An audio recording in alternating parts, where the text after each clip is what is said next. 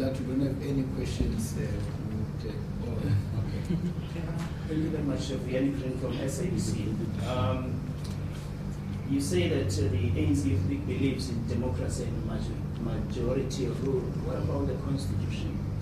What about the fact that there's a declaratory order by the Constitutional Court saying that the President has failed to uphold, protect, and defend the Constitution? Do you think that's a serious indictment on the President? With me here, I have the ruling made by the Constitutional Court. This ruling, I will read what it says clearly when it references to the issues of the breach of the Constitution. It says, I will read, point number 4. The failure by the President to comply with the remedial action taken against him by the Public Protector in her report of 19 March is inconsistent with Section 83B of the Constitution, read with Section 1813, 182, 1C of the Constitution, and is invalid. It does not say the President, as the Constitution provides, has made a serious transgression against the Constitution of South Africa. The only grounds to remove the President is when there is a serious transgression. And it says that serious transgression must then be looked at by Parliament, and it must satisfy itself, and you must get a majority in order for you to implement that particular clause. So when we are talking about upholding the Constitution, I must remind you that this is the very same President who has came out and said, I uphold what the Constitutional Court has said I must do. And by the way, he was willing to do that even before that Constitutional Court said to meet the requirements of the Public Protector's report. So that's what we are dealing with here. The problem is that language out there is being changed as if there has been a serious transgression of the Constitution. We encourage citizens of this country to now take a step and go and read that Constitutional Court judgment themselves, so that they can make themselves aware of the actual judgment and not what is being edited out there. The last part, the ANC created these institutions, and these institutions are doing their work. And when they are doing their work, we must welcome them. And we should be proud as a country that we live in a democracy where the President is willing to uphold finding of courts and adhere to them. That tells you something about the leadership character of the African National Congress. It is not arrogant, it is not defiant to the people, it is not defiant to the rule of law. The problem is that this issue is being changed now to move as a move by opposition to try and remove the ANC from government. This is not about President Zuma. This is about opposition wanting to take control without going to a vote. That's what this is about. And we must open up our eyes and analyze the situation very well and be able to see things for what they are. Thank you. If I may follow up with that, but some would argue that that's a selective reading of the Constitutional Court judgment. May I draw your attention to paragraph 103 of that judgment, where the Chief Justice made a declaratory order in its entirety? We have read that particular paragraph, where the judges of the Constitutional Court actually made that the President might have transgressed. Can I ask? And no, I'm not going to follow your suit because you want me to follow your suit. And because we are expected to make an analysis here, and that's what we are doing. We came here to make an analysis of the situation, and we have done that as the African National Congress Youth League. The President, his action, even in the judgment itself, stipulates that he acted on wrong legal advice. But that legal advice does not then say you are removed from what has happened. But that is a very important lesson that he, in terms of the Constitution, has done something wrong. The issue here is about a serious transgression as prescribed by the Constitution. This is not a serious transgression. And two, he has said, even before that Constitutional Court said to look at that willing to comply. If you also look at the judgment itself, there are issues which the EFF itself wanted to have as an order against the president and the state. And when we are referring to an order, you are referring to a situation whereby the Constitutional Court issues an instruction for something to be actioned. Part of what they requested is that they are requesting that the president be declared to have transgressed the Constitution. If you look at the order that is sitting in front of me right now, that is not there. If you look at the order that is sitting in front of me right now, it does not say president must be removed. If you look at the order that is sitting right in front of me now, it does not say the president must be impeached. And that is a political strategy that is being used by opposition forces.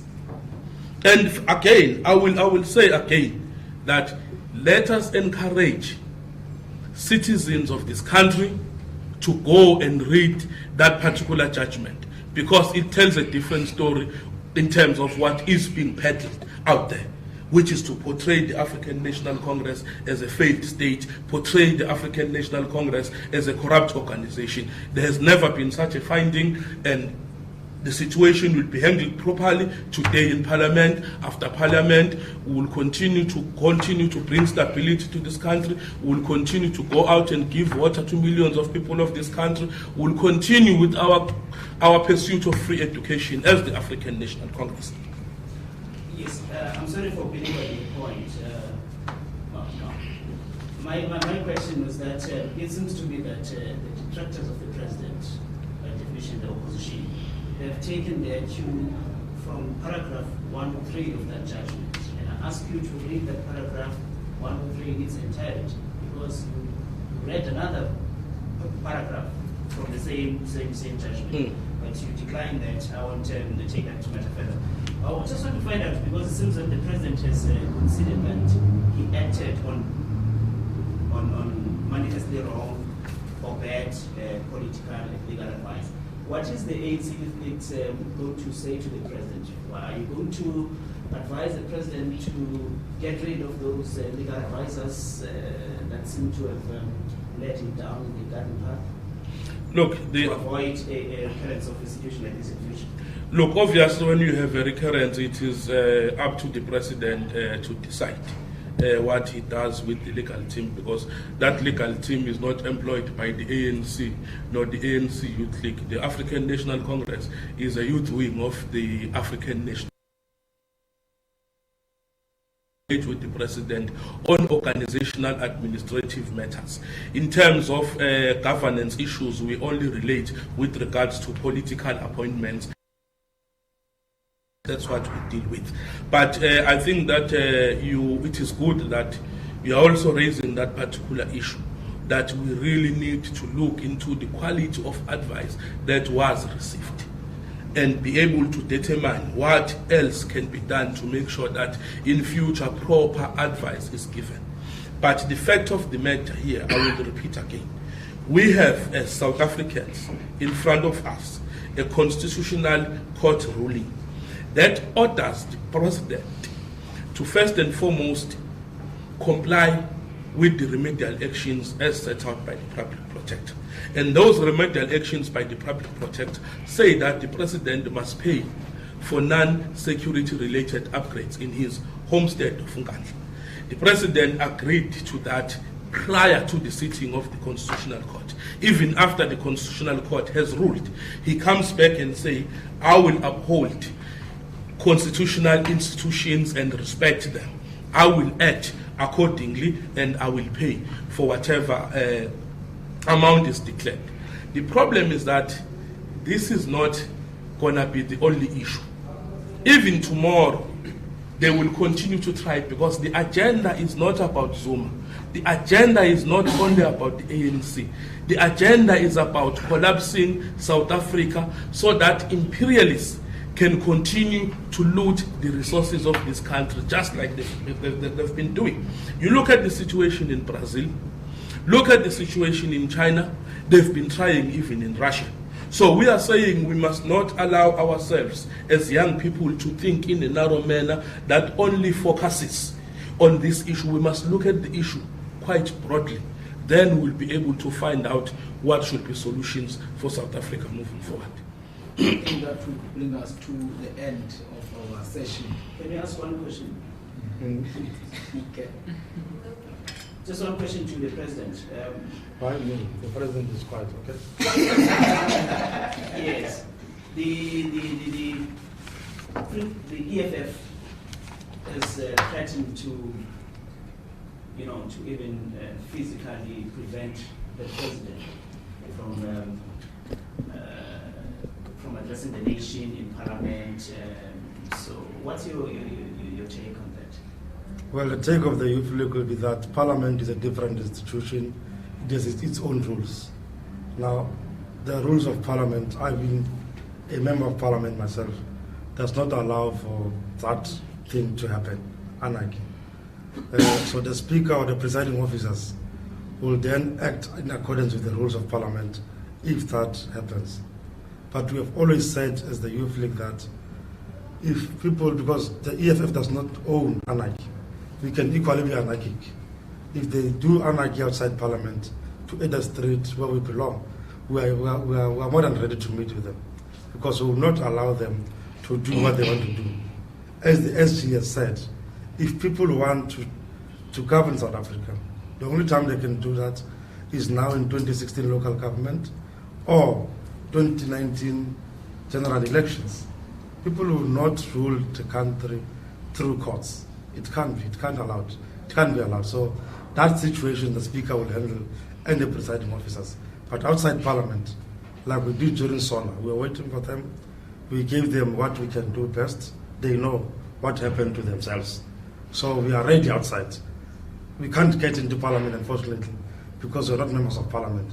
But of course, we are engaging with the ANC to deploy just some of us in Parliament, few in the Youth League, so that we do what they are doing best inside the chambers of the National Assembly. Thank you.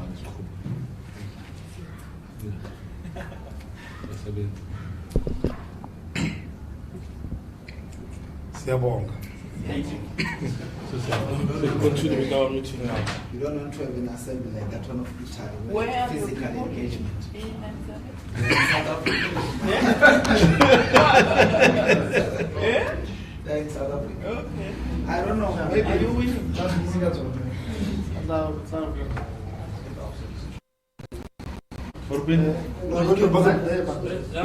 You're going to